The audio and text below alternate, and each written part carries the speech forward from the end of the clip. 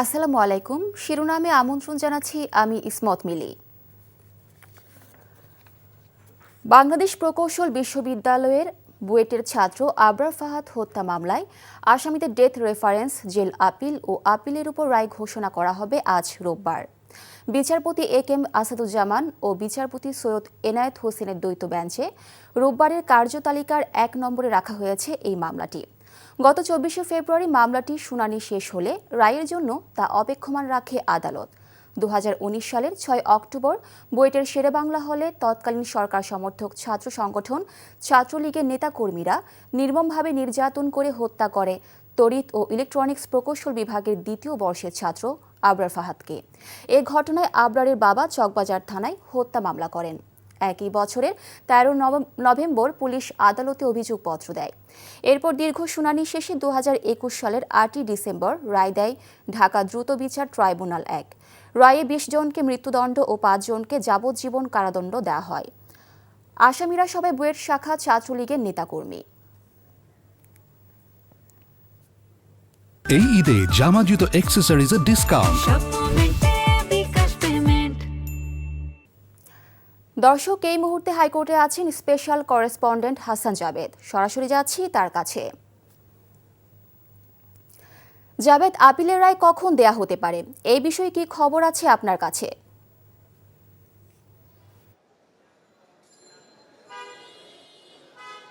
মিলি, বুয়েট শিক্ষার্থী যে আবরার ফাহাদ হত্যা মামলার আজকে হাইকোর্টের যে আপিলটি করেছিল সে আপিলের রায় ঘোষণা করা হবে, অর্থাৎ 10:30টার পরে কিন্তু আদালত বসবে, তারপর রায় ঘোষণা হবে এবং এটা কিন্তু আজকে ১ নম্বর লিস্টে আছে রায়ের জন্য।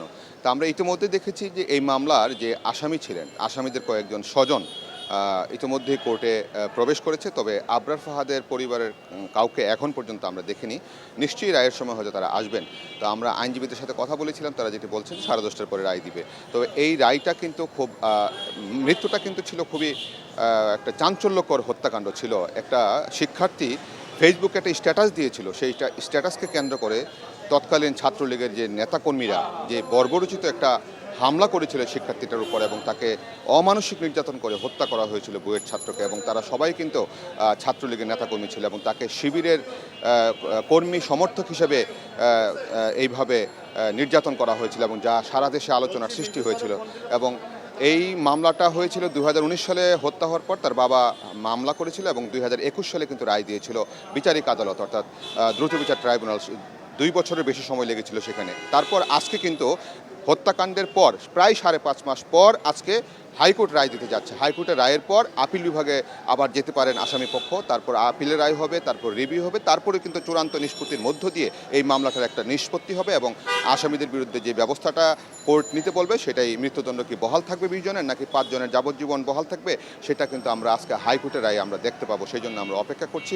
আর এই মামলায় ৪ জন আসামি কিন্তু পলাতক আছেন, তার মধ্যে মৃত্যুদণ্ডপ্রাপ্ত আসামি জেমি ৫ই আগস্টের পর ৬ই আগস্ট কেন্দ্রীয় কারাগার কাশিমপুর থেকে কিন্তু পালিয়ে যায় অন্যান্য কয়েদিদের সাথে। এই হচ্ছে আজকে সর্বশেষ। আমরা অপেক্ষা করছি যে রায়ে আসলে হাইকোর্ট কি তাদের মৃত্যুদণ্ড বহাল রাখে নাকি সাজা কমায়, সেটার দিকে আমরা সবাই দেশবাসী তাকিয়ে আছে। মিলি, হাইকোর্ট থেকে জানছিলাম আবরার ফাহাদ হত্যা মামলার আপিলের রায় প্রসঙ্গে। শিরোনাম এটুকুই। এই খবরের ভিডিও সহ আপডেট জানতে ভিজিট করুন NTV অনলাইন www.ntvbt.com। এছাড়াও এনটিভির জনপ্রিয় সব অনুষ্ঠান ও খবরের আপডেট জানতে ভিজিট করুন আমাদের ইউটিউব ও ভেরিফাইড ফেসবুক পেজে। 12টার মধ্যাহ্নের খবর দেখার আমন্ত্রণ রইল। ধন্যবাদ সবাইকে।